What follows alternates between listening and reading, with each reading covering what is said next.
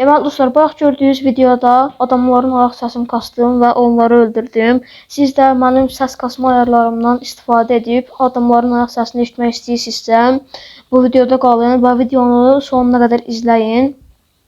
Sizə verəcəyim bu səs ayarlarını çox ünlü youtuberlər sizə bu sırrı vermir. İndi keçək sizdə səs kasma ayarlarımıza.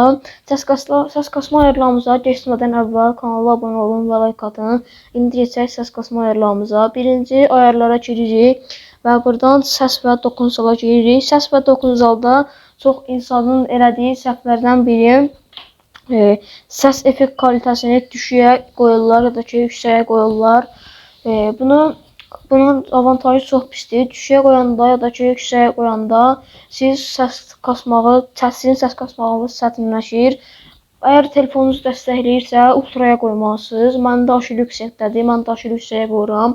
İndi keçək hamının verdiyi suallardan birinə. Adam yuxarı qatdadır, yoxsa aşağı qatdadır? Adam yuxarı qatdadır, yoxsa aşağı qatdadır? Bu sualı çox insan fikirləşir və indi keçək eğitim alanına. Deməli dostlar, eğitim alanımıza girdik. Eğitim alanımızda ən birinci sizə hoppananda ayaq səsinə tər gəlir. Onu göstərəcəyəm. Məsələn, telefonun səsini fullləyək indi bir dənə. Məsələn, fikirləşin adam yuxarı qatdadır, hoppananda bu səs gəlir. Məsələn, indi keçək sizə adamın yuxarı qatda olduğu ya da ki aşağı qatda olduğunu sizə göstərməyə. Deməli, oyunun səsini azaldaq. Deməli dostlar, indi birazdan sizə ekrana video qoyacağam.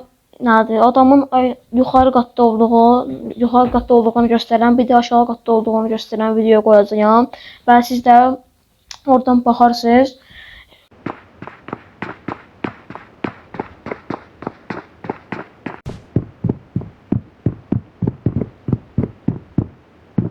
Deməli dostlar, videoya baxdınız.